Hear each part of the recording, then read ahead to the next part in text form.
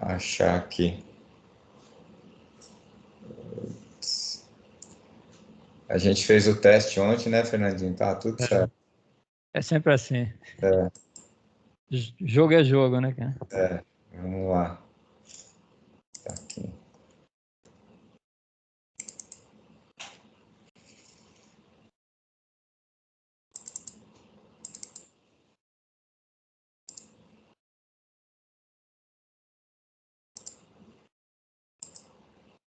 Eu não sei se vocês estão sabendo, né?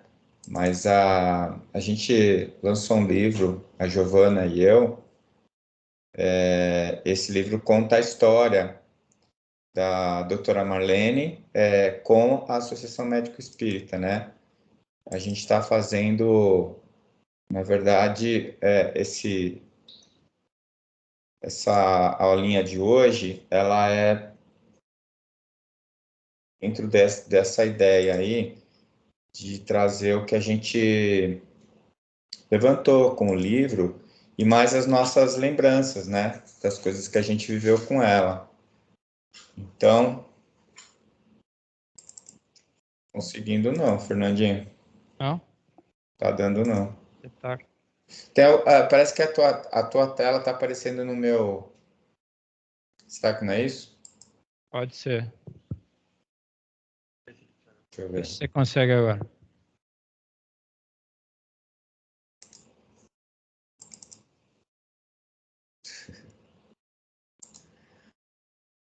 Vamos pedir para o Dr. Bezerra mandar um técnico de informática para mim. Não, nós estamos com um aqui do nosso lado, cara. Vai ter que mandar para cá, para Mato Grosso do Sul, esse que é o problema.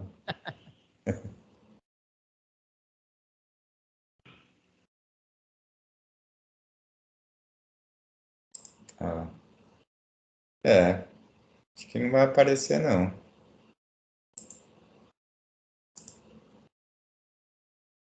Dá uma checada lá de cá se tá.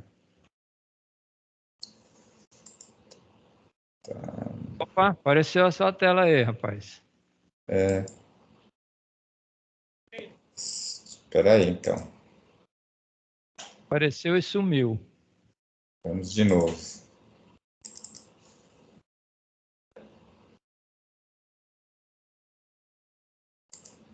É que assim, dá para fazer sem os slides, mas não vai ter a mesma graça, né? Sim. Agora foi, né? Apareceu. Aí sim, hein? Beleza. Terra. Então, gente, vamos lá. O nome que a gente deu para essa apresentação, né, é Devotamento e Abnegação. E logo vocês vão entender por que a gente colocou esse nome, né? E embaixo aqui tem a capa do livro que eu tive a oportunidade de lançar junto com a Giovana, Marlene Nobre, Ideal Médico Espírita. Esse livro tem em e-book, né? E tem também o livro físico, saiu recentemente.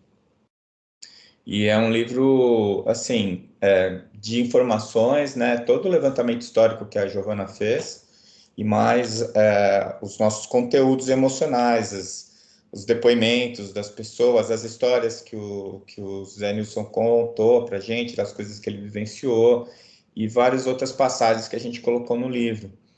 Então, quem quiser saber mais sobre a história da AME e essa nossa visão, né, da doutora Marlene, o conteúdo está aí. Eu pretendia chamar a Marlene Nobre Meus Pedaços do Espelho. Não sei se vocês sabem, o último livro que ela lançou chama Chico Xavier, Meus Pedaços do Espelho. E a ideia dos pedaços do espelho é que ela contava que os hindus diziam que a verdade era um grande espelho que tinha quebrado e caído sobre a face da terra, que cada um de nós tinha um pedacinho do espelho, o pedaço da verdade, e que aquele livro era como ela via o Chico, o pedacinho do espelho dela. Esse livro é o meu pedacinho e o da Giovana, né, da doutora Marlene. Então, a gente vai ali descrever o que a gente sabe sobre ela, o que a gente viu dela, né? E se vocês quiserem compartilhar com a gente vai ficar muito contente de que vocês leiam, né?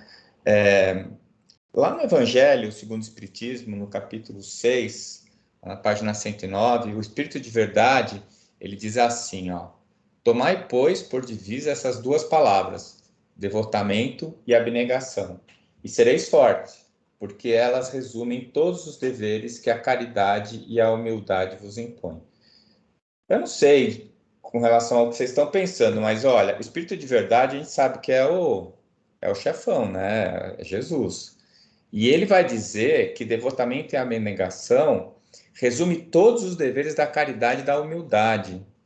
Isso não é brincadeira, né? Isso é uma coisa muito importante, muito forte, né? Muito determinante. E, e quando eu penso nas características mais marcantes da doutora Marlene, é justamente essas duas palavrinhas que vêm na minha cabeça, devotamento e abnegação, né?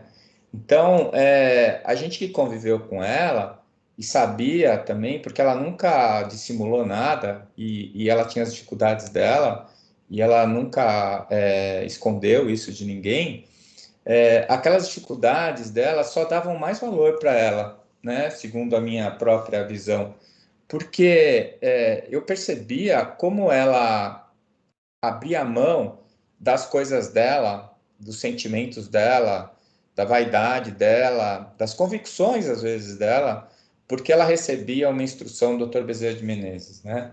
Porque ela recebia uma orientação da espiritualidade superior, de que o caminho que tinha que ser tomado era esse, e não aquele que ela tinha escolhido inicialmente. E ela não titubeava, nunca titubeou em fazer essa mudança, porque ela era absolutamente devotada e abnegada pela causa do Cristo, né? E ela teve uma convivência muito grande com o Chico e isso só reforçou essa característica nela, né? Então, o que a gente vai falar hoje aqui é um pouquinho dessa história dela por conta do significado que ela acabou tendo para não só para mim, mas para todo mundo que teve chance de conviver com ela, exemplificando esse devotamento e essa abnegação, né? Então, só para a gente se situar, né? Ela nasceu no dia 18 de junho de 1937, numa cidade do interior de São Paulo chamada Severínia, né? Ela começou o curso de medicina dela em 1956, ela tinha 19 anos, em Uberaba, Minas Gerais. Tem uma história interessante sobre esse curso dela. Ela sempre foi muito estudiosa, né? Ela era bem CDF, doutora, estudava bastante e tal. E ela queria fazer medicina. Naquela época, em 56, eram muito poucas faculdades de medicina no Brasil. E ela resolveu fazer medicina em São Paulo, que a família dela morava lá. Eles não tinham tantos recursos, eram 8 filhos, e a oportunidade dela de fazer era ali perto, então ela resolveu prestar a prova lá. E ela foi mal justamente numa das matérias que ela ia melhor. Se não me engano, era a física, que ela ficou por um ponto, que ela não conseguiu fazer.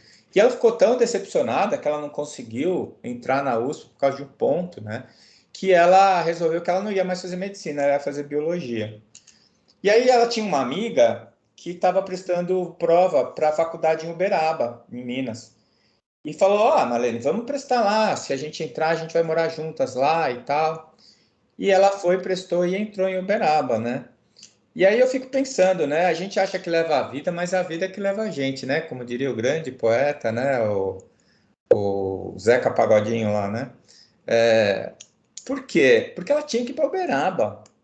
Ela tinha que fazer a faculdade de medicina lá, do lado do Chico, né? Então, eu acho que nada é por acaso, né? As coisas vão acontecendo. Quando a gente olha para trás, às vezes que a gente percebe o significado daqueles acontecimentos na vida da gente, né? Como eu também, como já disse o Zé, eu também estou no grupo dos cabeça branca, né?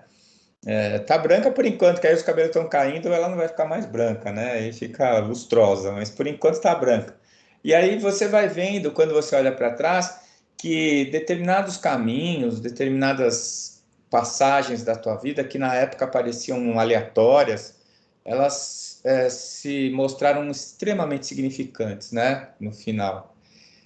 E aí esse contato com o Chico foi em 58, ou seja, ela já estava no segundo ano, ela tinha um veterano da faculdade dela, que se chamava Valdo Vieira, acho que vocês conhecem.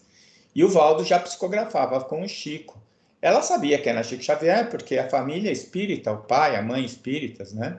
Ela era uma estudiosa da obra do André, já desde aquela época. Só que ela nunca tinha visto o Chico pessoalmente, né? E lá em 1958, o Valdo aparece e fala assim: você não é a Marlene Nobre? A Marlene Nobre não, né? Ela não era nobre naquela época. Marlene Rossi Severino. Você não é a Marlene Rossi, lá de São Paulo? Eu sou. Pois é, o Chico quer falar com você.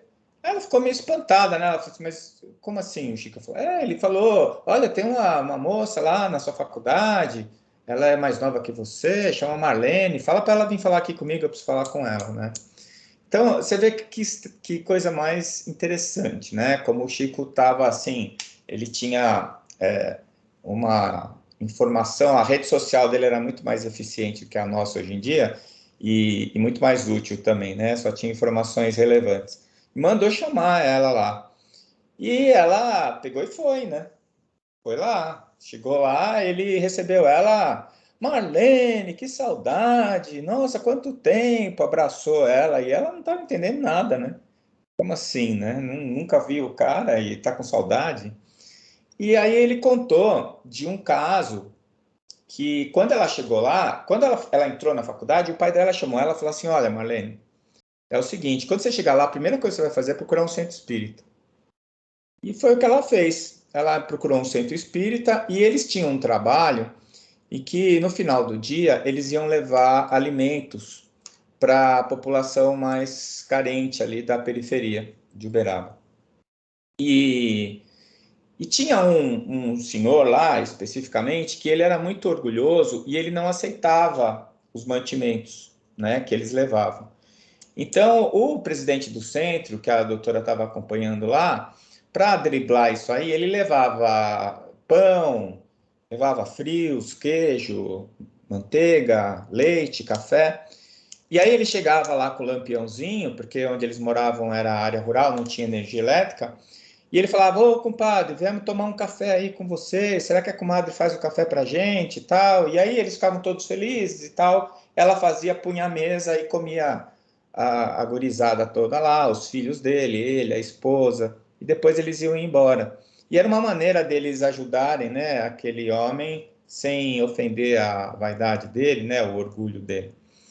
E aí, quando a doutora Marlene chegou e o Chico foi abraçá-la e tal, sentaram, ela falou assim: Nossa, Marlene, que bonito aquele trabalho do Lampião, né?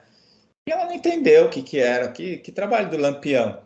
Aí ela ficou meio olhando assim para ele falou assim: Do Lampião, vocês não vão lá na casa do compadre levar o café com pão para eles e tal? Ou seja, ele já sabia de tudo, né? Tava por dentro do que estava acontecendo. E aí ele pegou e falou assim: Olha, Marlene, eu queria muito que você viesse todo dia aqui depois da faculdade. Enquanto eu e o Valdo vamos psicografar, você vai fazer palestra sobre o Evangelho para a gente. E aí ela começou a convivência dela com o Chico, né? Então, você vê, ele estava esperando ela, esperou ela se adaptar, né? No primeiro ano, se ajeitar lá no curso, na cidade, e aí convocou ela para fazer a faculdade de verdade dela, que eu acho que além da faculdade de medicina, a faculdade que ela fez mesmo foi junto com o Chico Xavier, né, nesse trabalho. E antes disso até, né, os pais dela eram espíritas, e a primeira palestra que a doutora Marlene fez, ela tinha 11 anos de idade. E antes dela subir para fazer a palestra, o pai dela chamou ela num canto e falou assim: Olha, Marlene, você não fica brava comigo, não, nem chateada que eu estou te colocando para fazer palestra tão cedo, mas tem algumas coisas que precisam acontecer e rápido. Uma delas é ter mais mulheres fazendo palestra. E eu quero muito que você seja uma delas. Então, você já tem conhecimento, a gente estuda, e você tem que começar a fazer palestra, porque isso vai ser importante. Então, o pai dela também já sabia, né, que ela tinha uma tarefa importante.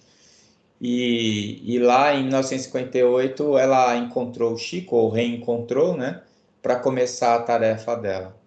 Em 62 ela se formou médica, o padrinho dela foi o Chico, que dançou a valsa com ela de formatura, né? Foi o padrinho de formatura dela. E já em 63, quando ela foi para São Paulo, ela já fundou o Grupo Espírita Cabachutel, que existe até hoje, né? Foi a primeira instituição, né, que ela criou nessa encarnação. Em 64, eu estava nascendo, ela estava casando com o Freitas Nobre. Quem apresentou o Freitas Nobre para ela foi o Chico, né? Ele era vice-prefeito de São Paulo na época, advogado, mais velho que ela, e jornalista. E eles se reencontraram também, né? E logo estavam casando. E o Chico foi o Cupido, né? Ele que arrumou o casamento. Em 68 foi a fundação da Associação Médico Espírita de São Paulo. Foi a primeira associação médico espírita fundada no planeta. Ela foi eleita, ela na primeira diretoria ela era a primeira secretária. E dessa fundação da AME São Paulo, uma das figuras mais importantes, que foi o que mais agitou e procurou a fundação, foi o Dr. Luiz Monteiro de Barros, que empresta o nome para o Centro Espírita aí em Santos, né? Dr. Luiz Monteiro de Barros, que é o centro que frequenta o Zé Nilson, o Fernandinho, a Angélica e todo mundo aí. O doutor Luiz Monteiro, ele não entrou para a diretoria, mas ele foi um dos que mais agitou, né, a fundação. E mais um médium que foi muito importante que foi o seu Espartaco, que era de São Paulo, do Centro Espírita em São Paulo, né? Meu Deus, falhou o nome agora, já vou lembrar. E eles começaram a perceber que tinha um monte de médicos se aglomerando lá, né, em São Paulo,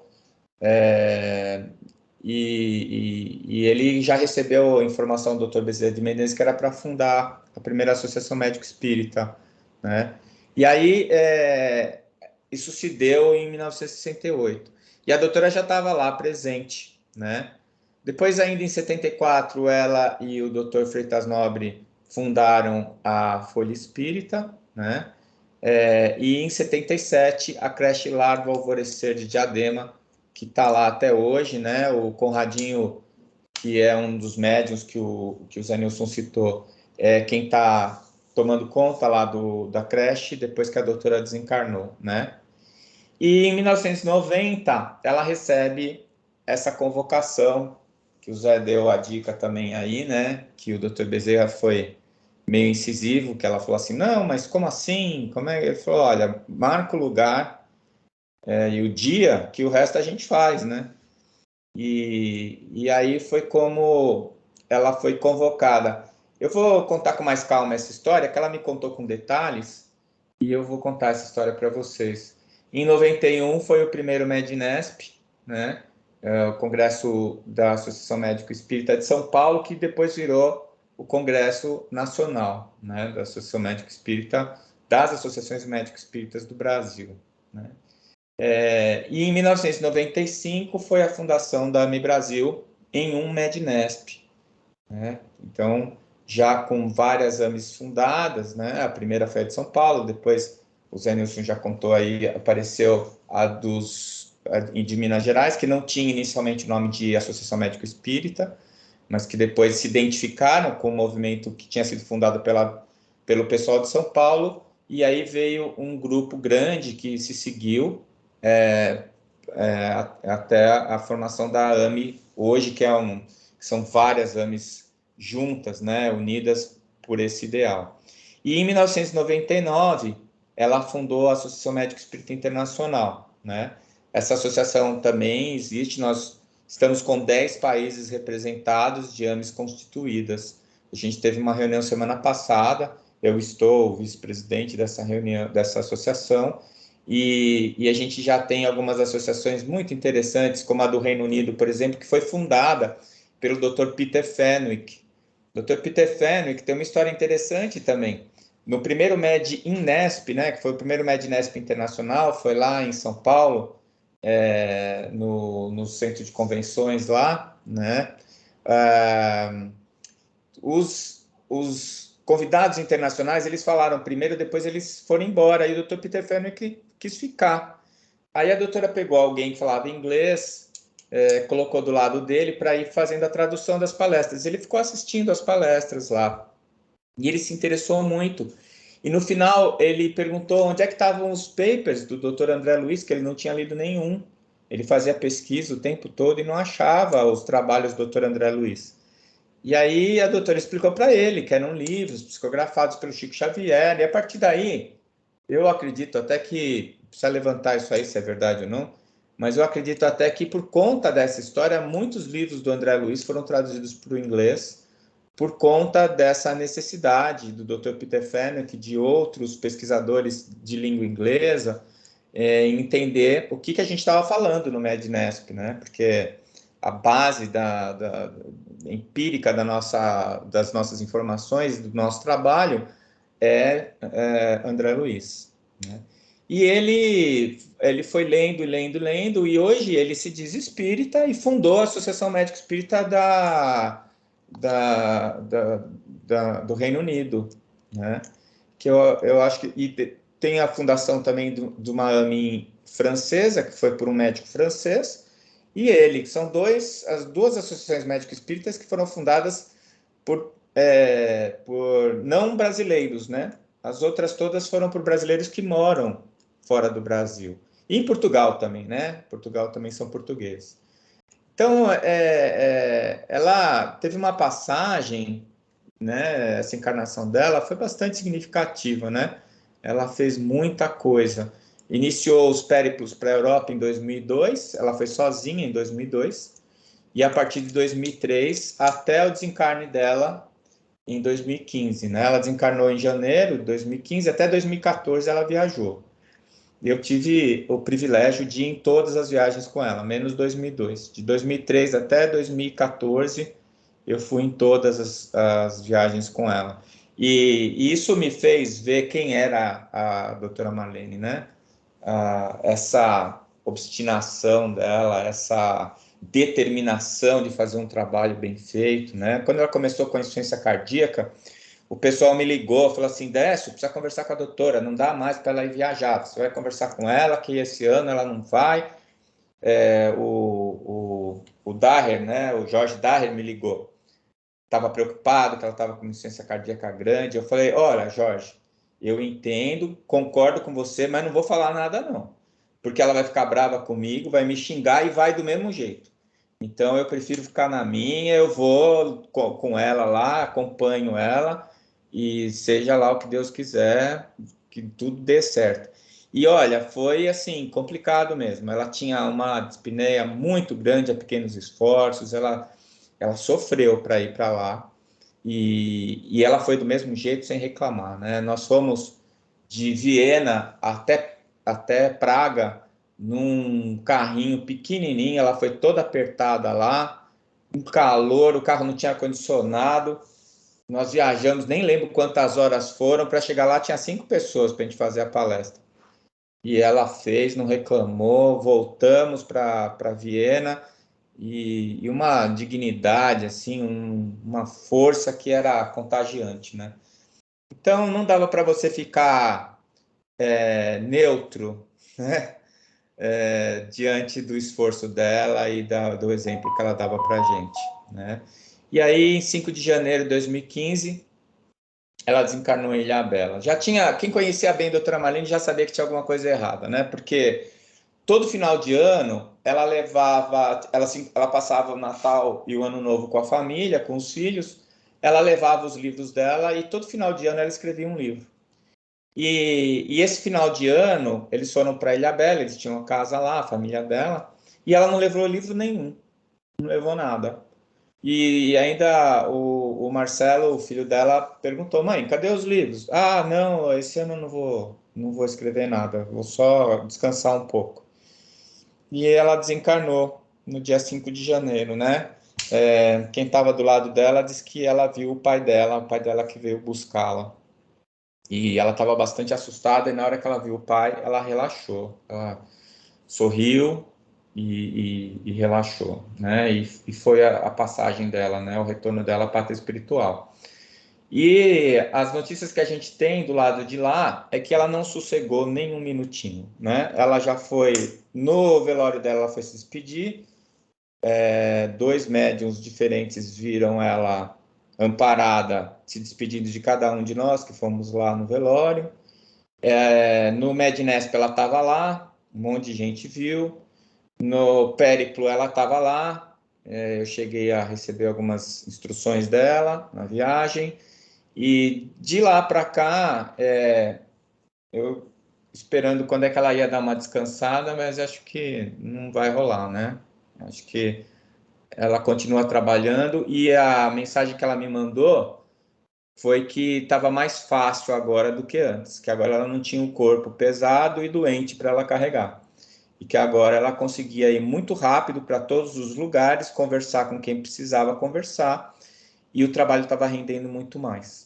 Essa foi uma das coisas que ela me falou que me deixou bem tranquilo. E a segunda coisa, eu estava bem angustiado com a história, né? Quem vai ser o presidente da AME agora? Como é que nós vamos fazer sem a doutora? E eu todo preocupado. E ela me disse uma coisa assim: quando eu estava aí, eu também ficava igual você, porque eu não conseguia enxergar. Do lado de cá, eu vejo como as coisas estão todas certinhas. Elas estão acontecendo exatamente como tem que acontecer, do jeito que tem que acontecer, e as pessoas certas estão nos lugares certos.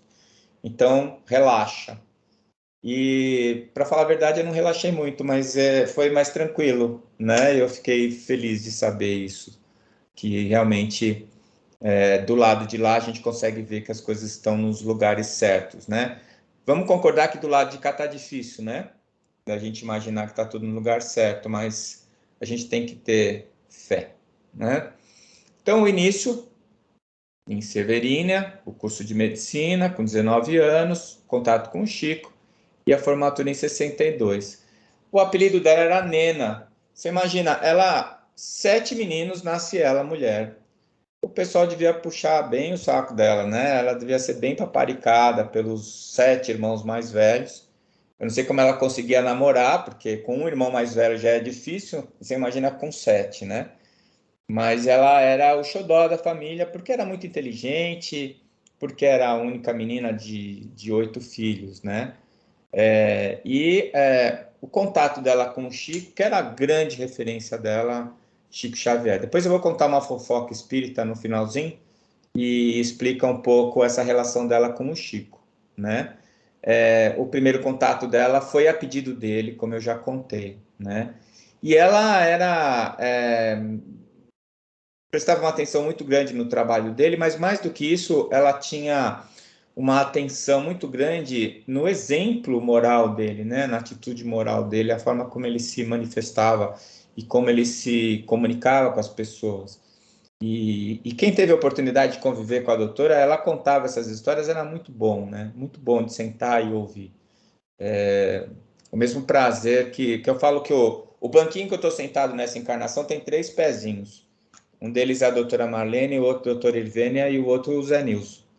E dos 3 eu adoro ouvir conversa dos 3. Adoro quando eles começam a contar as histórias, adoro quando... que a gente aprende demais. Você prestar um pouquinho de atenção, você vai aprender demais com o que eles têm para dizer.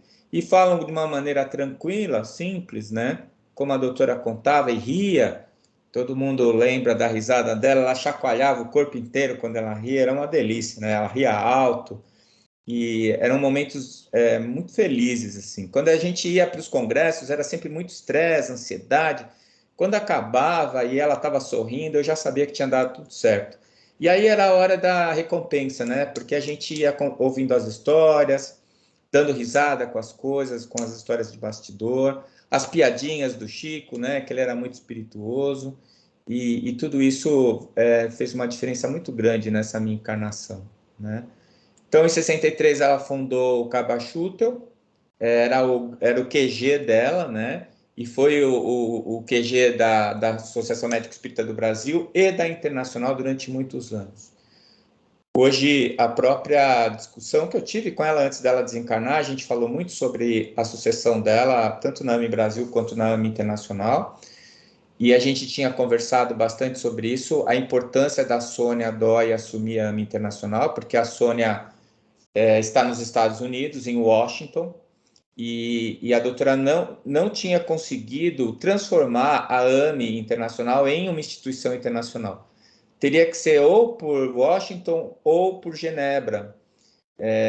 A gente tem a doutora Nelly Berthold, que é uma psiquiatra da AME Suíça, que é muito querida, muito amiga nossa, mas como a doutora Sônia já era vice da doutora Marlene, e ela já estava com esse encaminhamento, então ela já tinha me avisado que seria muito importante a Sônia ficar de presidente. Eu só não sabia que tinha essa história de ser vice. Isso foi uma surpresinha que ela me mandou depois, através de uma psicografia, que eu falo que é o e-mail espiritual, né? Eu recebi um e-mail dela, praticamente me designando para a tarefa. Eu já tentei sair 2 vezes, ela me mandou mais 2 e-mails me puxando a orelha, falando que era para eu ficar quieto no lugar que eu estava, que era onde eu tinha que estar. E eu tô, né? Quem pode manda, quem tem juízo obedece. Eu estou obedecendo. Eu não estou entendendo ainda direito o que eu tenho que fazer lá, mas eu estou lá. Estou esperando para ver os movimentos que estão acontecendo. E estou tentando ajudar, né? Porque a Sônia já fundou a AME Internacional lá em Washington, e está faltando pouco para sair um documento como associação internacional. E aí ela vai ser reconhecida como uma associação internacional, com todos os direitos de uma associação internacional. A gente está bem perto disso. Esse vai ser, acho que, um grande marco em toda essa trajetória da doutora, porque eu imagino assim, eu não sei se vocês vão concordar comigo, mas ela trabalhou muito, construiu, edificou um grande edifício que é a AME Brasil. Mas a AME Internacional, ela desencarnou ainda na fundação, ela não teve oportunidade de construir o prédio, de fazer aquilo florescer. E agora é que eu acho que isso está acontecendo, e com essa fundação, eu acho que vai ser um marco muito importante para que a AME Internacional comece a se espalhar, né? Com as características que estão se encaminhando para a AME Internacional, né? A AME Internacional tem mudado alguns parâmetros. Eu não sei se eu concordo com todos eles, mas eu estou lá e estou apoiando. E o mais importante, que tem sido muito forte hoje em dia, é a introdução dos conceitos espíritas na Academia Internacional, né? Então, os congressos da AME Internacional, os 2 que foram feitos, foram virtuais, e os 2 totalmente voltados para a área acadêmica, com pesquisadores renomados, com gente que está pesquisando e publicando em revistas de primeira linha, e o objetivo principal é esse. E assim, num segundo plano, a gente está tentando manter esse contato que a gente fez desde 2003 com a doutora Marlene, com os espíritas da Europa e dos Estados Unidos, que é um pessoal que trabalha duro para conseguir manter o ideal lá. É muito mais fácil ser espírita no Brasil do que fora do Brasil, principalmente na Europa. Em alguns países o espírita é até meio perseguido, né? Na Itália, por exemplo, eles associam o espiritismo com magia negra. Tem uma série de dificuldades. Tem alguns países que a gente não pode falar que é espírita, a gente fala que é espiritualista, né? Para eles poderem ouvir o que a gente tem para dizer. Então, assim, esse pessoal que está lá, o apoio deles, da AME, é importante porque a gente fala através da ciência, e é a linguagem que o europeu aceita ouvir, né? Não adianta a gente chegar lá com um discurso evangélico, que eles nem sentam para ouvir, eles não querem saber disso. O que as instituições religiosas fizeram na Europa deixou uma marca muito profunda na cultura do europeu, e eles não querem mais saber dessa conversa, não. Então, se você chegar lá falando de Deus e de Jesus, pela versão evangélica, eles viram as costas e vão embora. Mas se a gente trazer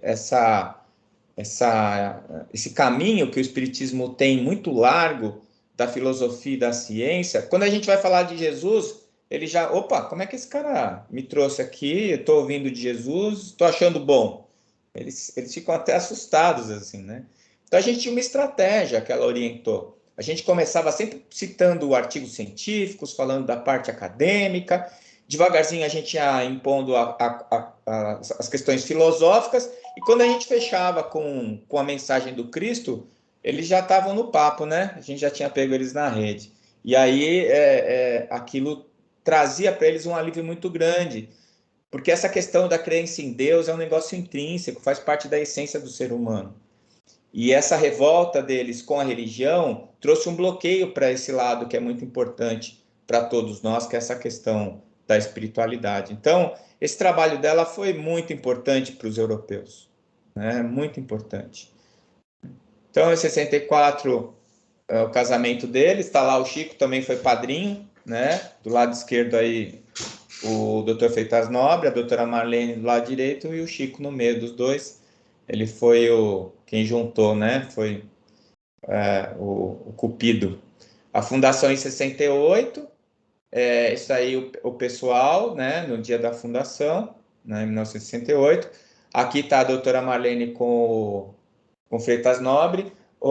Ela deu uma entrevista para a gente aqui, quando ela veio para o congresso do departamento acadêmico, e ela deu uma entrevista para a Jônia, que é a presidente do centro que eu estou frequentando agora, né, aqui em Campo Grande.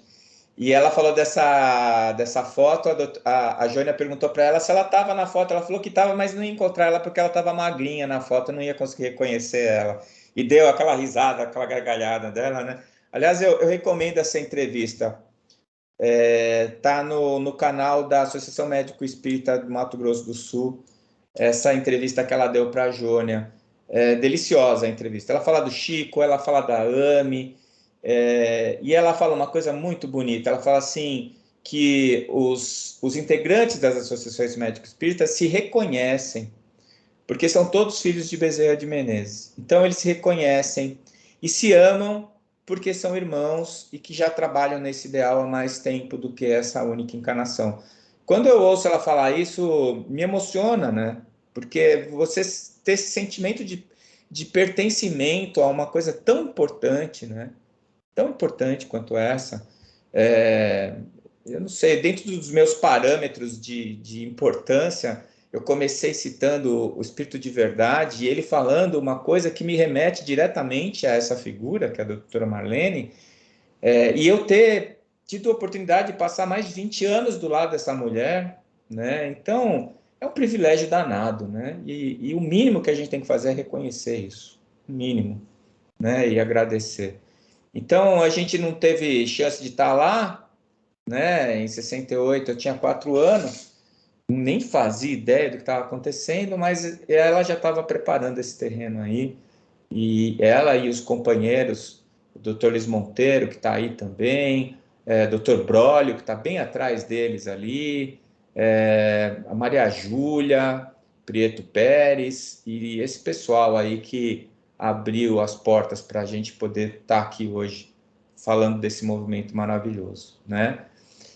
De 68 a 2018, né, a Associação Médico Espírita tem 65 AMEs já formadas, 8 em formação. Isso deve ter se atualizado já, né? A Giovana está aí, ela deve estar balançando a cabeça, porque tem mais coisa acontecendo, está muito dinâmico, né?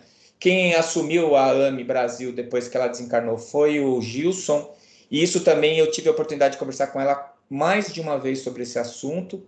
E uma vez eu sonhei que o Gilson estava assumindo a presidência, falei isso para ela, ela riu. Ela falou para mim, por que você acha que o Gilson tem que ser o presidente? Eu falei, olha, doutora Marlene, ele tem mediunidade e conversa com o doutor Bezerra desde a adolescência. Isso para mim já é determinante, porque o verdadeiro presidente das AMES é o doutor Bezerra. E ele é um cara muito... ele é um aglomerador, né, o Gilson. Ele tem uma inteligência social impressionante, assim, ele é um cara agregador. E eu acho que quando a senhora não estiver mais aqui, ninguém vai conseguir fazer tudo que a senhora faz sozinha. Nós vamos ter que dividir. E tem que ser alguém que saiba dividir. E esse é o Gilson, né? E eu acho que ela estava certa e acho que as coisas funcionaram muito bem. O Gilson está fazendo um belíssimo trabalho. Departamentos acadêmicos, né? 18, não sei se apareceu mais algum. E as AMEs internacionais são 11 AMEs em 10 países, que em Portugal tem 2. tem a AME Sul, que é a AME lá do Porto, e a AME Lisboa, né? Que andou claudicando aí, funcionava, não funcionava, mas agora tá bem constituída lá, né? Essas são as AMEs internacionais: Argentina, Brasil, Colômbia, Cuba, Estados Unidos, França, Guatemala, Panamá, Portugal, Porto, Portugal e Porto são as duas que estão em Portugal, e Suíça, tá? Então essas são as AMEs que a gente tem nesse momento. A Folha Espírita em 74, a Folha Espírita até hoje tá sendo publicada, de muita qualidade, um jornal de muita qualidade.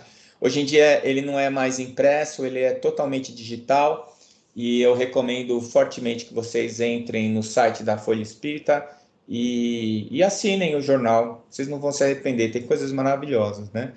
E aqui a edição quando ela desencarnou, né? Do lado esquerdo, e do lado direito, ela com o Freitas Nobre, né? Preparando os trabalhos, né? Desse jornal que eles fundaram juntos. Aqui eles de novo, né? Ela à esquerda, ele no meio,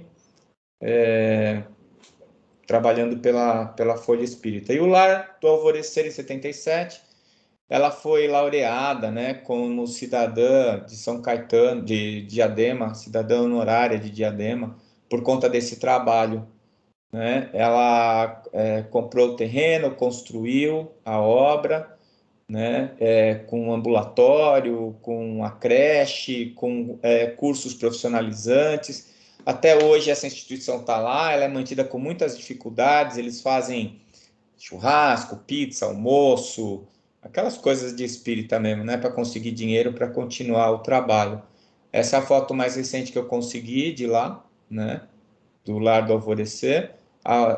Ajuda um número muito grande, centenas de crianças e de famílias lá de Diadema, né. E essa convocação de 1990, que ela me contou, e ela inclusive chorou quando ela me contou, e eu quase que pude enxergar o que aconteceu na época, né? O Dr. Freitas Nobre tinha desencarnado de câncer de esôfago, fazia alguns meses, se não me engano, uns 6, 7 meses. E ela acorda de manhã e ela vê o Dr. Bezerra no pé da cama. E aí ela se emocionou com a visão, e ele pediu desculpas para ela. Falou: olha, Marlene, você me desculpa que você está ainda com o coração doído da perda do seu companheiro, mas a gente não tem tempo a perder. E eu estou aqui porque eu preciso muito do seu trabalho, da sua colaboração. E aí ela falou: bom, o que o senhor precisa? Pode falar. E aí ele fez ela se lembrar de todas as encarnações dela, desde a rainha Catarina de Médici, né?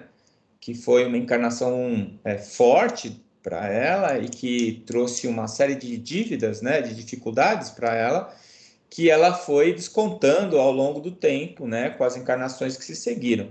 Ela me contou algumas das encarnações dela, não me contou a última antes de Marlene Nobre, mas eu descobri agora, depois vou contar em um furo de reportagem para vocês, que eu descobri onde que ela estava na última encarnação dela antes de ser Marlene Nobre. E ele, depois de fazer ela fazer esse caminho, né, desde de Catarina de Médici até Marlene Nobre, fez ela entender a posição dela no que estava acontecendo com relação ao espiritismo no planeta, que é a questão da terceira revelação, a relação dela com esse espírito que foi o codificador da doutrina, Allan Kardec, que apesar de ainda ser um assunto polêmico, não pode ser um assunto proibido, mas eu não tenho a menor dúvida, ela não tinha a menor dúvida, que é o Chico Xavier, e Allan Kardec é o mesmo espírito, e que ele estava terminando a implantação da terceira revelação como Chico Xavier. E ela teve participações, né, nesse trabalho, e ela tinha agora essa tarefa de implantar o movimento médico espírita no planeta.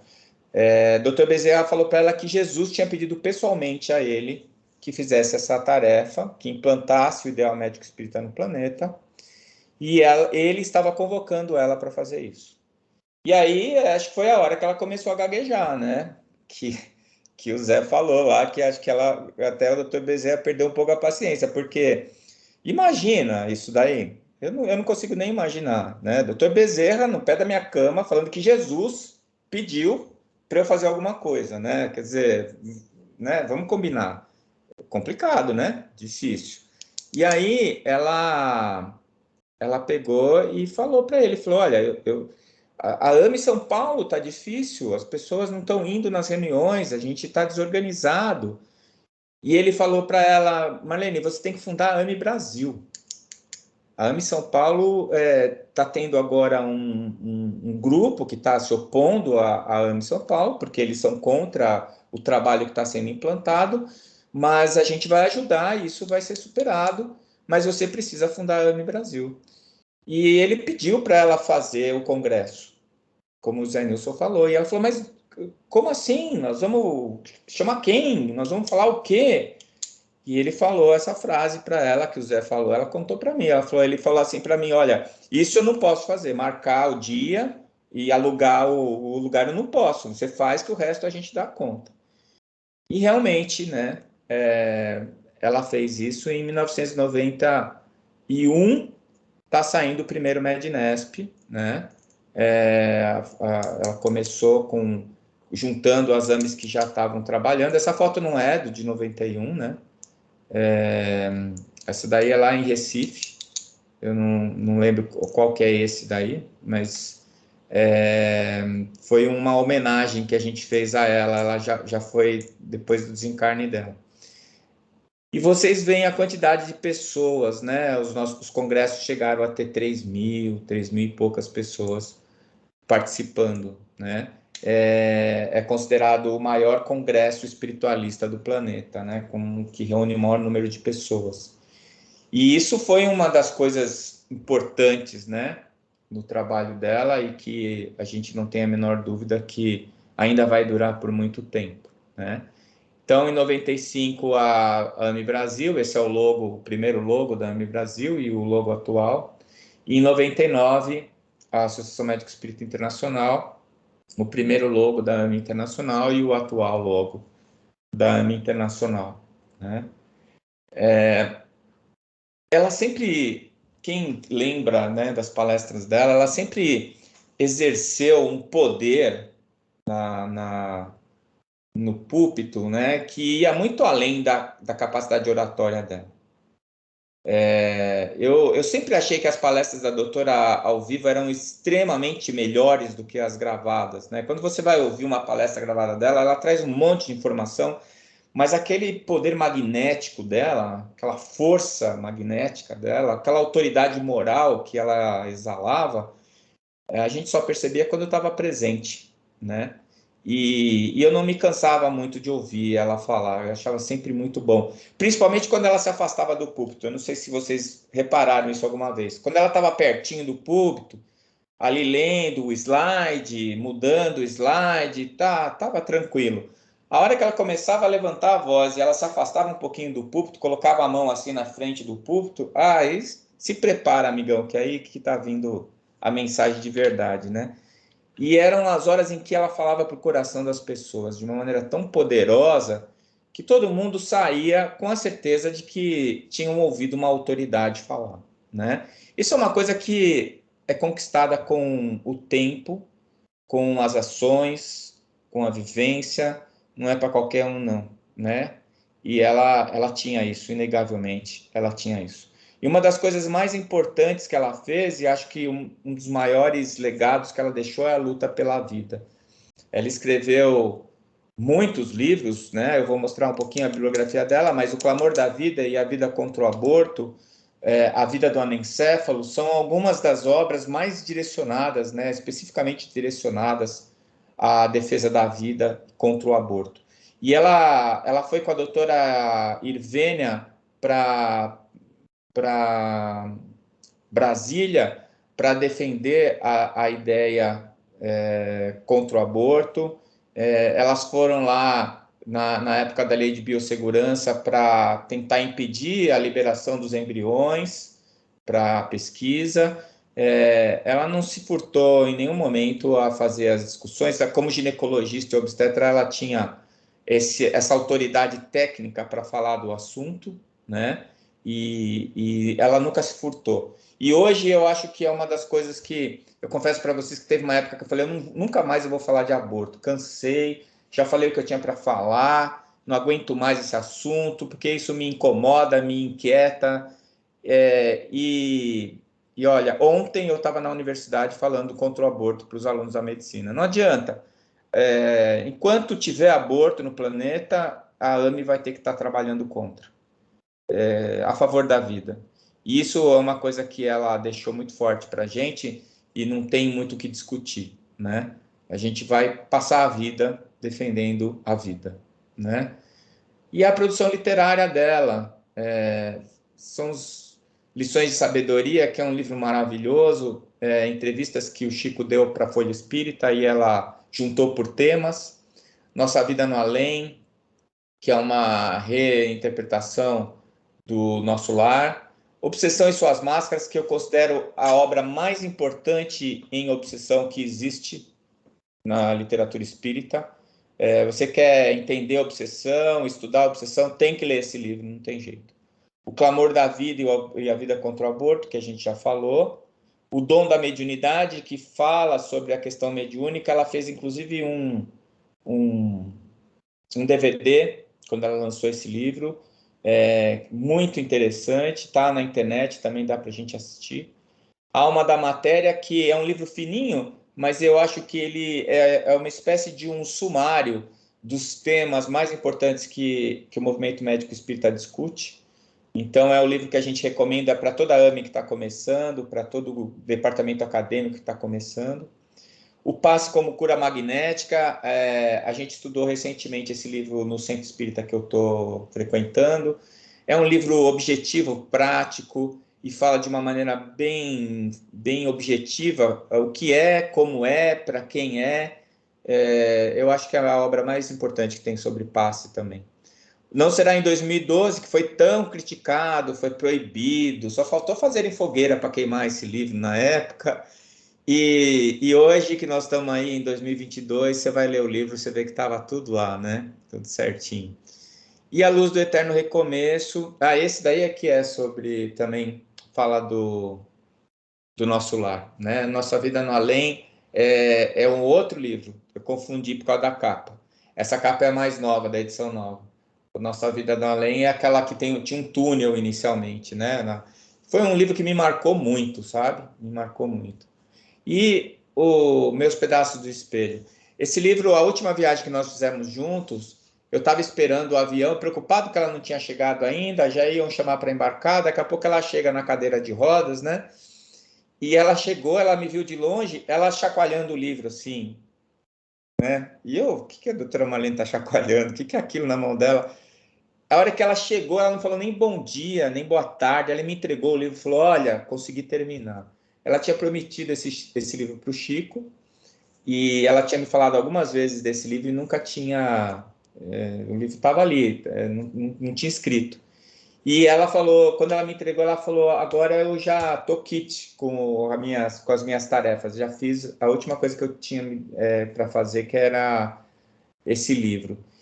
E ela me deu o livro, eu fui viajando no avião, nós fomos para a França, fomos para Lyon nesse ano, 2014. Nós estivemos na Áustria, depois fomos para a França, e eu ia lendo, e ela ficava olhando assim, eu lendo. E aí ela falava assim, e aí, o que você achou? Que capítulo que você tá? O que você achou? Ela ficava queria que eu ficasse irradiando lá, né? E para mim foi assim fantástico, porque eu lia o livro e depois ela comentava comigo o capítulo. Então é como se eu tivesse lido o livro 2 vezes, 3, 4 vezes. Tem coisas que eu acho que estava no livro e eu fui ler outro dia e não era. Ela tinha me contado além do que ela tinha escrito, né? Então foi mais um dos presentes que eu ganhei da doutora.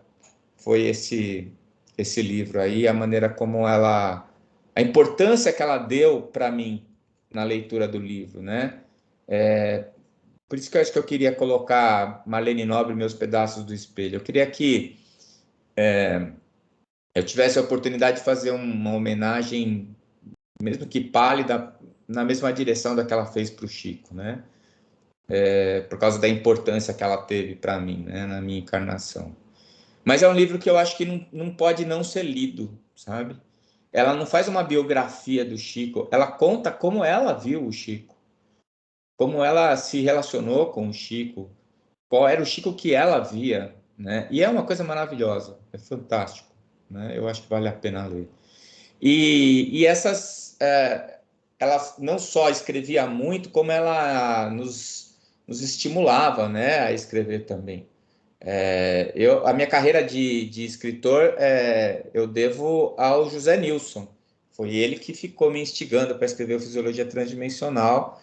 E depois que eu escrevi o primeiro livro, que a doutora me ajudou muito também, né? E o que o Zé falou é verdade, cada capítulo do Fisiologia que eu escrevia, eu lia lá na nossa reunião da Associação Médico Espírita, que chamava Baixada Santista, não era Santos ainda, e todo mundo opinava, e eu mudava, acrescentava, tirava. Quando eu levei o livro para ela, eu achei que estava pronto, né? E aí eu fiz uma reunião com ela estava no Guarujá, nunca vou esquecer esse dia. Eu fui com a minha mulher, com a Alessandra, eu cheguei lá, ela falou, olha, Décio, tá bom o livro, vamos publicar, só precisa mudar umas coisinhas. Aí ela sentou comigo na mesa, e eu saí de lá com uma lista de 15 livros para ler, além dos que eu já tinha lido para escrever o livro. E eu fiquei bravo, vocês acreditam? Eu achei o máximo. Eu falei, como assim? Ela falou que o livro está pronto, me mandou ler mais 15. E a Alessandra estava comigo, ela falou assim, mas escuta, você está bravo por quê? Ela mostrou que gostou do trabalho, está querendo melhorar. E hoje, quando eu vou ver o Fisiologia, eu acho que ela foi bem caridosa comigo, sabe? Tinha muita coisa para melhorar, muito mais além do que eu já melhorei antes de publicar. E ela foi bem caridosa, porque ela sabia que tinha muito mais coisa, né? De qualquer maneira, ela dividiu muito esse espaço, né, da tribuna com a gente e também os livros, né, a colaboração que ela fez conosco. O Alberto Almeida ali lançando o livro junto com ela, e eu aqui ainda tinha cabelo preto, né, tinha cabelo, estava aqui fazendo também, autografando o livro do lado dela, né. Aqui foi um congresso com o Flavinho, lá em Campinas, da Associação Brasileira de Terapia de Vidas Passadas. Todos os lugares em que a gente podia falar e trazer o ideal médico espírita, ela sempre era a primeira a se oferecer, não tinha preguiça para ir onde fosse e sempre causava um impacto muito grande, né? Essa foto foi no 2011, lá em Minas Gerais. Foi um dos Mednespes mais marcantes para mim. Não sei nem dizer por quê, mas foi muito forte esse Mednesp. Acho que o lugar era pequeno e a gente estava muito junto uns dos outros, e a fraternidade do movimento foi muito marcante para mim ali em Belo Horizonte, 2011, né? E outros exemplos, né? Ó a Antônia lá, no meio dos dois ali, ó a carinha da Antônia, parece que ela está com uns 15 anos aí. O tempo passou, né, pessoal? Já são alguns anos que a gente está nessa lida aí. E a participação na academia. Essa aqui foi uma aula que ela deu no primeiro curso oficial de disciplina optativa da Universidade Federal do Ceará. Tinha que ser no Ceará, né? A Eliane, a professora Eliane, fundou. Tinha que ser na terra do Dr. Bezerra de Menezes. E a doutora Marlene foi abrir o congresso, o curso lá, com as aulas, essas aulas dos cursos como disciplina optativa. Hoje a gente já tem algumas faculdades no Brasil que é disciplina obrigatória, né? O IMIP, em Pernambuco, tem ele é PBL, né? O aprendizado baseado em problemas. Eles têm um módulo de medicina e espiritualidade, além dos grupos de estudo, né? Das ligas acadêmicas, as liases, e os grupos de estudo que a gente teve chance de inaugurar aí na universidade, na Faculdade de Ciências Médicas de Santos. O Flavinho Brau foi o primeiro presidente, né? O cara é vocação para ser presidente, né, Flavinho? Já era presidente logo no primeiro grupo, hoje presidente da Associação Médico Espírita de Santos. E a presença dos acadêmicos foi, assim, assustador. Eu e o Fernando achamos que não ia rolar nada, a Tereza estava lá também, né? A Tereza fez uma palestra sobre o vício do cigarro, eu e o Fernando fizemos palestra, acho que a minha era sobre pineal, não lembro o que o Fernando falou, e a gente preparou, foi assim, vamos lá, né? Vai ter uns 10, 15 alunos, tinha cento e tantos alunos no auditório lá do Hospital Guilherme Álvaro. A gente ficou assustado quando chegou, achou que ia ter 2 eventos, tinha outra coisa junto. Chegamos lá, era tudo para a gente. E aquilo foi muito marcante para mim. Eu falei, meu Deus, nossa, não é que isso aí que a gente está fazendo é importante mesmo, né? E você vê, e era o primeiro, né? Depois que a gente ficou sabendo que ninguém tinha feito isso ainda. Tem até hoje, né? Se chama Grupo Espírita de Medicina e Espiritualidade. A gente aprendeu depois que não podia pôr o nome espírita, porque senão dentro da universidade isso fica complicado. A gente tem que colocar grupo de espiritualidade, né? Porque senão depois do espírita vem o católico, o evangélico, e o pessoal já começa a competir. E na verdade a ideia não é essa, a ideia é a gente falar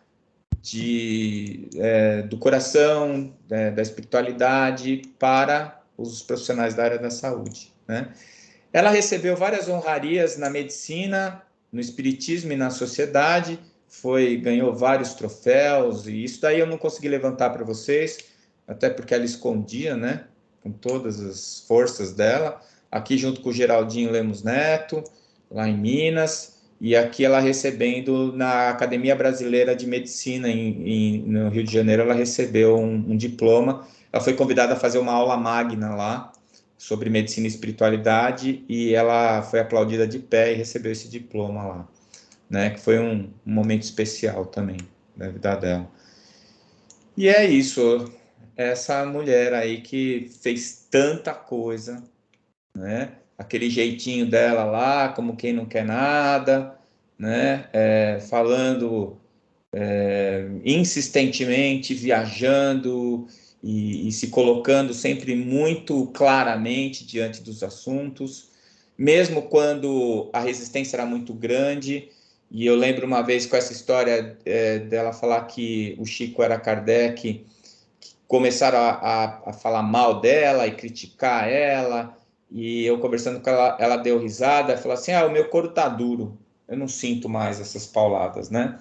Então, foram muitos exemplos de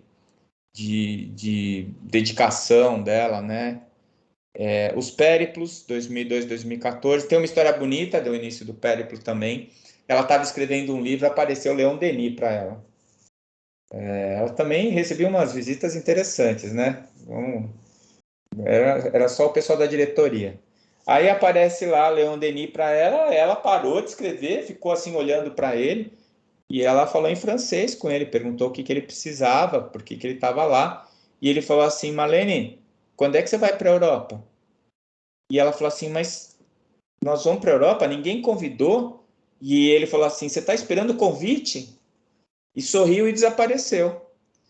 Aí ela fez o que o Zé falou, ela vendeu o carro dela, ela tinha um Renault na época, um Renault pretinho de 4 portas, que ela tinha acabado de comprar, a zerinho. Ela vendeu e alugou um hotel em Barcelona. Ela tentou fazer em Madrid, não conseguiu. Ela alugou um hotel em Barcelona e fez o primeiro Congresso Europeu de Medicina e Espiritualidade de Barcelona. Fui eu, ela, a Kátia Marabuco, o Sérgio Felipe de Oliveira, a Maria Del Gracia Ender, que é do Panamá, uma brasileira que mora lá, a Nelly Bershold, que é da Suíça, e fomos lá, com a cara e a coragem, né? O avião estragou uma turbina, o avião da Varig estragou uma turbina no meio do Oceano Atlântico, a gente voltou voando só com uma turbina, pousamos em Recife. Depois ela falou, rindo, que tinham falado para ela no Carbachutel que iam derrubar o avião. Eu falei, doutora, ainda bem que a senhora não me contou na hora lá, porque senão acho que não ia dar para chegar em Recife, né? Imagina, quando foi descer o avião em Recife, parecia uma lata velha, né? Um barulheira do caramba. Aí nós descemos em Recife e não tinha avião para levar a gente para lá. Nós fomos para um hotel que deixaram a gente lá, não tinha lugar para a gente ficar. A gente não tinha lugar para comer nem nada. Eu do lado do Sérgio Felipe, o Sérgio Felipe falou, não, nós estamos em Recife, vamos para a praia. Eu falei, ô Sérgio, você tá louco? Nós estamos indo para a Europa, só tô com um casaco, não tem nada para ir para a praia. Ele insistiu tanto que nós fomos numa loja, compramos um maiô para ir para a praia. Eu achando que eu ia estar na Europa, lá na Espanha, e de repente eu estava tomando banho de mar em Recife, diante do forte lá, do Orange. Eu não estava nem acreditando, né, naquilo ali. No dia seguinte, puseram a gente no avião, nós chegamos, era para a gente ter chegado lá numa quinta-feira, se não me engano. Nós chegamos na sexta-feira, depois do almoço no hotel. E a palestra do Sérgio Felipe e da doutora Marlene era para ter sido de manhã. Como a Maria Del Graça e a Nelly Bertoldi tinham chegado no dia, elas fizeram as palestras de manhã e nós chegamos depois do almoço e fizemos as nossas palestras, né? A doutora Marlene, o Sérgio e eu. E tinha lá umas 30 pessoas para assistir a gente, sendo que pelo menos umas 15 eram espanhóis. O nome do organizador lá, quem ajudou a doutora Marlene a fazer esse congresso, era Salvador. Era um bombeiro espanhol que hoje, se não me engano, é presidente da Federação Espírita Espanhola. E esse foi o primeiro congresso que nós fizemos lá, 2003. Em 2002 ela foi sozinha, né? Ela vendeu o carro e foi sozinha.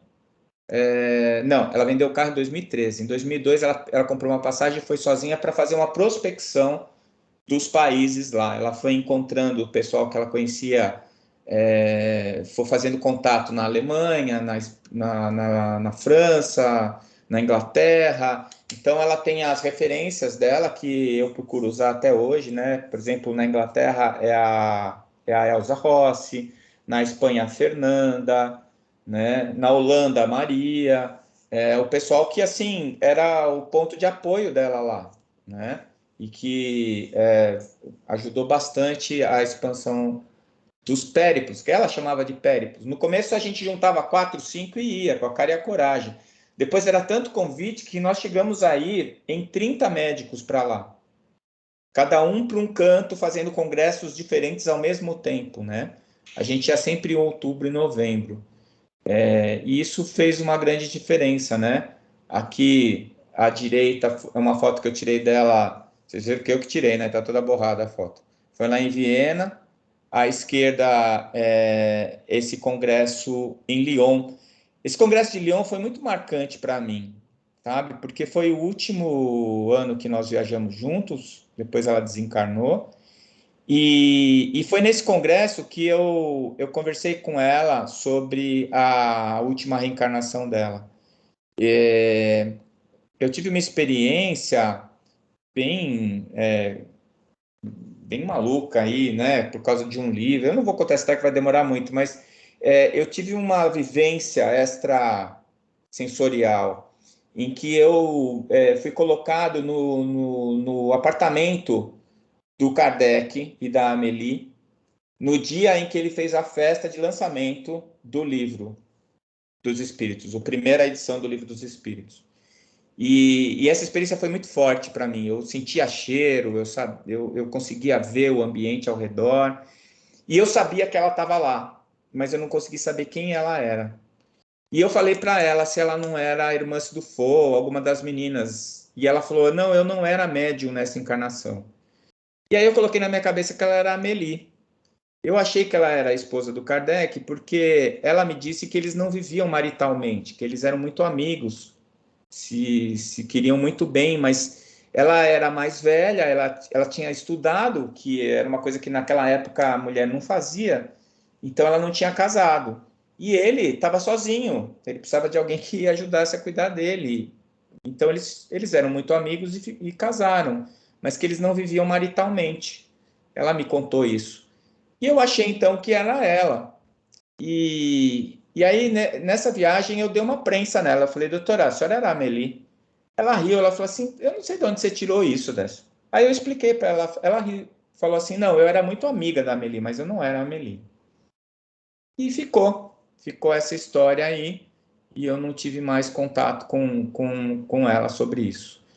Depois eu vou contar o final dessa história, né? Aí eu já vou mostrar umas fotos e algumas coisas que eu coletei para afirmar quem eu acho que ela foi na última encarnação. Aqui em Lisboa, esse congresso, as jornadas portuguesas de medicina e espiritualidade, a doutora Marlene foi uma das pessoas que concebeu essas jornadas, e Portugal acabou se transformando no nosso ponto de apoio. A gente começava sempre por lá, né, para depois ir para o Périplo. A doutora Ivênia aí, muito querida, né? Aqui em Lyon também, nesse congresso em Lyon, do lado esquerdo da doutora, direito da foto, a gente tem o Giancarlo Lucchetti, né? Esse é o cara da ciência que ela estava esperando. E a hora que ele chegou, ela falou, ó, ele chegou. Eu não sei quem é a reencarnação de quem que ele é, mas é alguém desses pesquisadores aí grandes. E o Jean, ele já foi eleito 2 anos seguidos como o pesquisador mais produtivo em ciência e espiritualidade do planeta, né? Ele é o cara, a gente consulta sempre ele, tudo que vai publicar em termos de ciência. Do lado esquerdo, o Jorge Daher, tá? E ela com a carinha dela sempre feliz quando a gente ia fazer os congressos, né? Aqui do lado direito, na Alemanha, né? A Marcinha lá, o Zé, o Beto, o Sérgio Lopes, né? E os congressos sempre... eu adorava ouvir ela falar em francês, eu não entendia nada, mas eu achava muito chique ela falando em francês, fazendo palestra em francês, falava francês com muita facilidade, ela morou lá em Paris, né, um tempo. Aqui também lá em Lyon, eu estou ali dormindo, não sei se dá para perceber, eu estou com o olho fechado. A doutora Marlene assistindo, doutora Ivena e o Pim Van Lommel. Esse cara é o cara da experiência de quase morte, né? Ele é um dos pesquisadores mais importantes. O trabalho dele foi publicado na Science. É um trabalho fundamental. Ele fez um trabalho prospectivo de 8 anos. Ele revolucionou a história. E quando ele esteve aqui no Brasil, no Congresso de Goiânia, eu fui conversar com ele. Ele falou para mim que ele não estava mais pesquisando EQM porque não tinha mais o que falar sobre EQM. Agora ele estava pesquisando memória extracerebral. E eu perguntei para ele se ele acreditava em reencarnação. Ele falou que 99,9%. Eu perguntei para ele por que não 100%. Ele falou, porque eu sou um cientista, tenho que deixar aberta a possibilidade de estar errado. E aí eu virei fã desse homem, é genial, é bem isso mesmo, né? Eu acho que é por aí. Aqui o Melvin Morse, também estudioso de EQM em criança, ele fez um trabalho fantástico. Infelizmente o Melvin tomou um caminho bem confuso, né? Era médium, ostensivo e não sabia disso, né? Por isso que ele era meio complicado. E o Jean-Jacques Charbonnier é um anestesista francês, tem vários livros escritos. Ela convidou ele para 2 congressos, sempre que era em língua francofônica, os congressos francofônicos, ela sempre convidava o Jean-Jacques. Ele tinha umas palestras muito legais, falava bem fácil e era bem gostoso de ouvir ele falar. O Andrew Powell, de Londres, né? Que durante muito tempo eu achei que ele ia ser o cara da AMI UK, e no final o Dr. Peter Fenwick que assumiu essa responsabilidade, né? E aqui embaixo, do lado esquerdo da doutora, do nosso lado direito, a Elsa Rossi, que é a base na Inglaterra, e do lado direito da doutora, nosso esquerdo, a Fernanda na Alemanha, né? São 2 guerreiras lá da Europa, até hoje levam a bandeira do espiritismo com muito afinco lá. Aqui em Praga, com o Józef Jakulak. O Józef, ele é da República Tcheca, mas ele fugiu na época do comunismo e ele vive em Viena, na Áustria. E a doutora quis muito ir nessa praça, a praça, quem está ali atrás é Jan Hus, que foi uma das encarnações do Kardec e do Chico. E ela fez questão de tirar essa foto junto da estátua do Jan Hus. E aqui à direita, embaixo do slide, o Konrad, que foi um ponto de apoio na Polônia.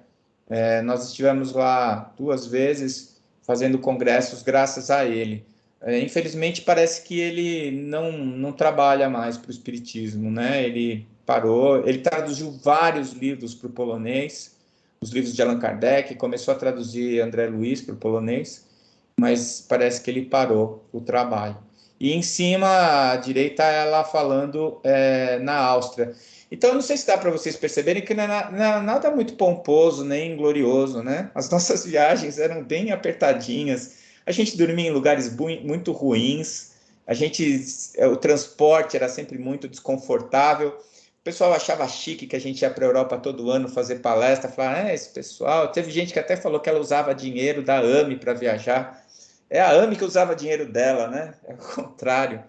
Ela, depois que ela desencarnou, a Marcinha foi fazer o levantamento de orçamento da AME Internacional, ela punha muito dinheiro dela, né, lá nas coisas. A última vez que eu tive com ela foi no dia 15 de dezembro de 2014. Eu tive a oportunidade de tomar café da manhã com ela, depois ela me deu uma carona até o aeroporto, que eu voltei para Campo Grande. E ela estava num apartamento novo. E eu achei que ela tinha... Eu falei, nossa, doutora, essa aposentadoria da doutora tá boa, porque ela comprou um apartamentaço aqui, né? Na verdade, o apartamento era alugado, ela vendeu dela, né, para alugar esse. E eu tenho certeza que era para arrumar dinheiro para pôr no movimento, porque era muito, não é pouco dinheiro que ela colocou, não. Tá? E isso é a coisa da abnegação dela, né, para o trabalho. Aqui mais fotos, né, de oportunidades. Essa é a Nelly, que está conversando comigo nessa foto de baixo, né? A Ana Catarina, lá do Espírito Santo,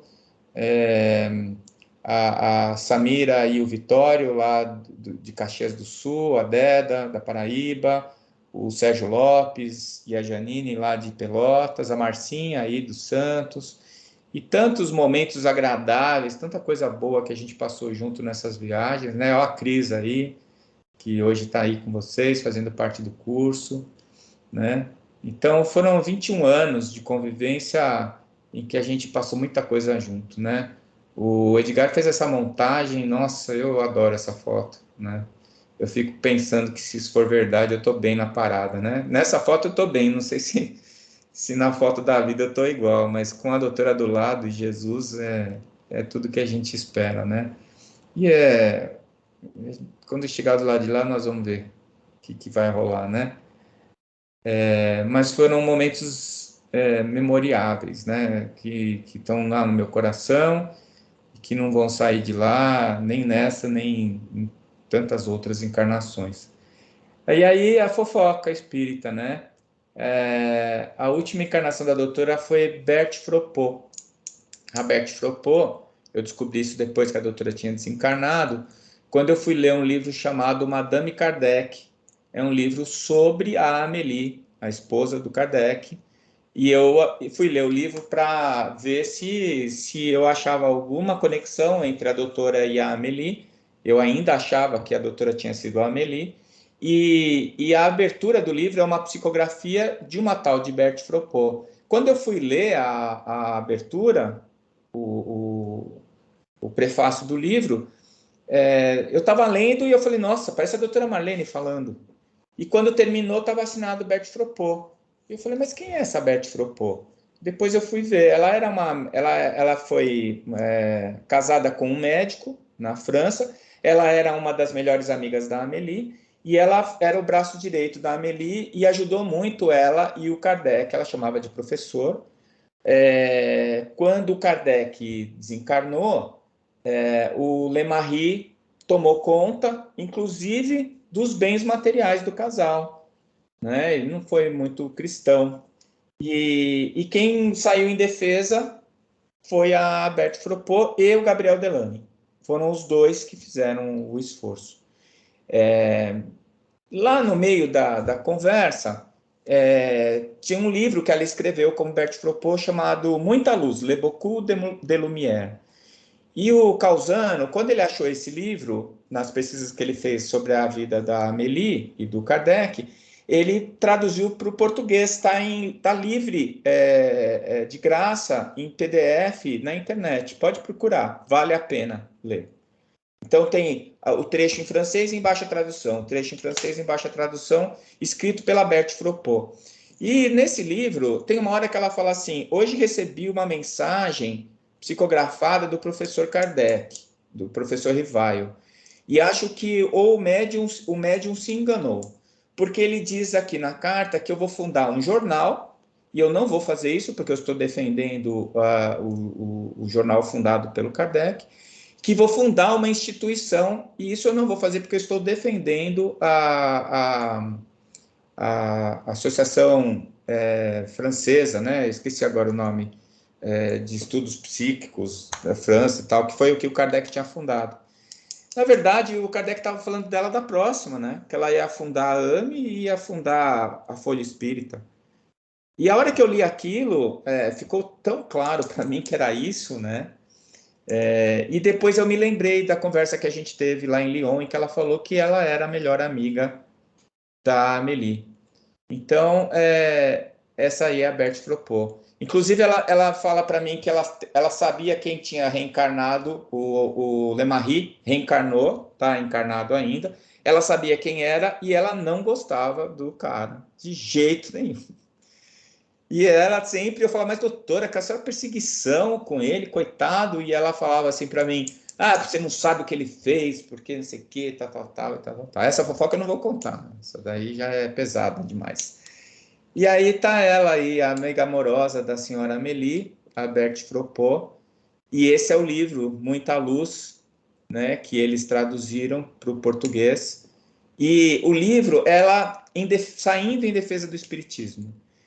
E olha, é a doutora Marlene falando igualzinho, defendendo igualzinho, lutando pelo ideal espírita, lutando pelas ideias de Jesus, lutando pelo trabalho de Kardec e lutando pelo trabalho de Chico Xavier, né, que é o mesmo espírito.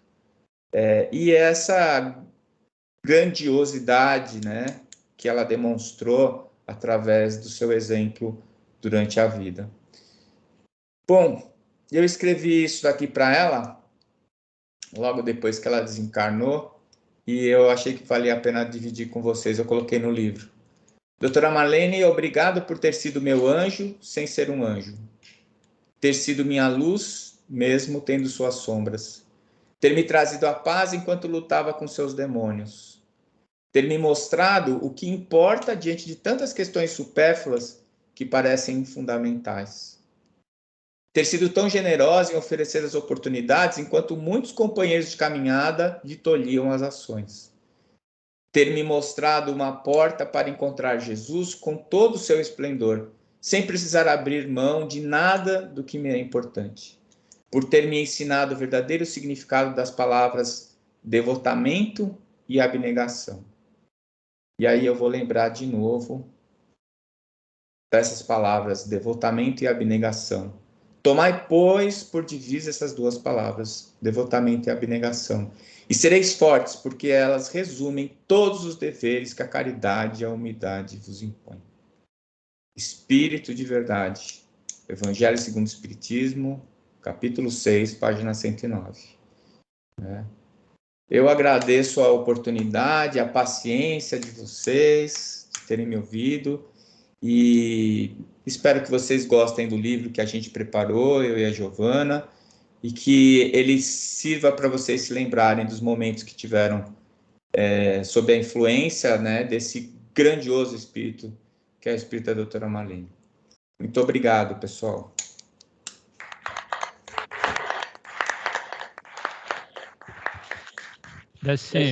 Gente aqui tem que agradecer. Realmente é o tempo que teríamos para a abertura do curso, né? Ela é a inspiração para o médico espírita.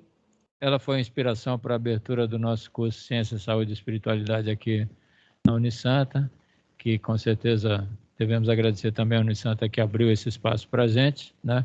Não poderíamos começar o curso que não fosse com essa palestra que você nos ofereceu aí. A gente só tem que agradecer a você, disponibilizar o seu tempo para estar aqui conosco, não com a energia magnética, né? Só com o visual, mas com certeza tocou o coração de muitos de nós. E não sei se você se importaria de fazer uma prece de encerramento para a gente? Não, vamos fazer. Bom, vamos fazer. Então, diante de tanta dificuldade que a gente está vendo, né, no nosso planeta em plena transição, diante das dores que a gente tem experimentado, a iniquidade, a volatilidade das sociedades, e em meio de tanta coisa que parece estar fora do lugar, lembrando das palavras da doutora Malene, está tudo certo. Está tudo certo porque Jesus está no leme. E se ele dirige o barco chega. Que nós tenhamos a coragem, a fé de nos agarrarmos ao barco. Que nós chegaremos junto com o Mestre. Então, o que vem na minha mente e no meu coração nesse momento, apesar de tanta nebulosidade, é gratidão. Gratidão.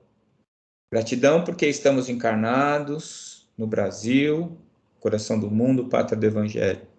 Gratidão porque conhecemos a doutrina espírita e podemos entendê-la, estudá-la e dividi-la uns com os outros.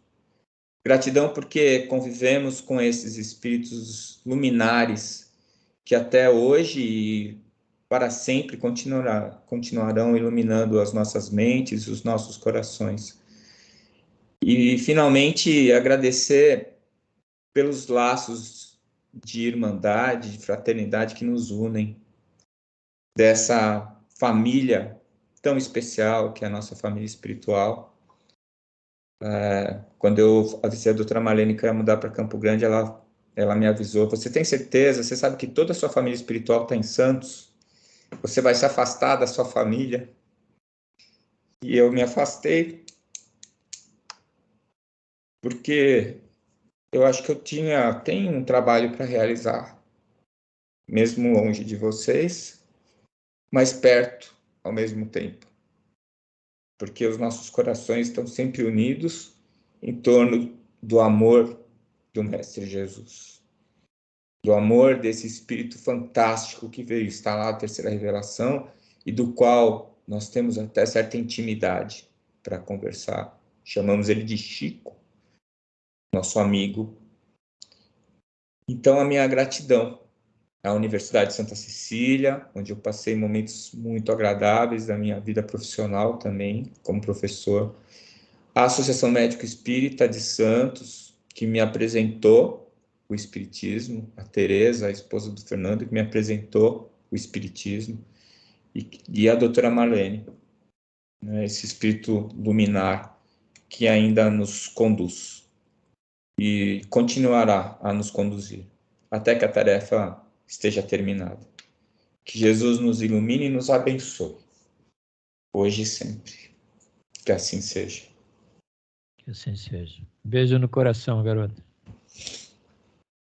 Obrigado, gente. Uma boa tarde para todos.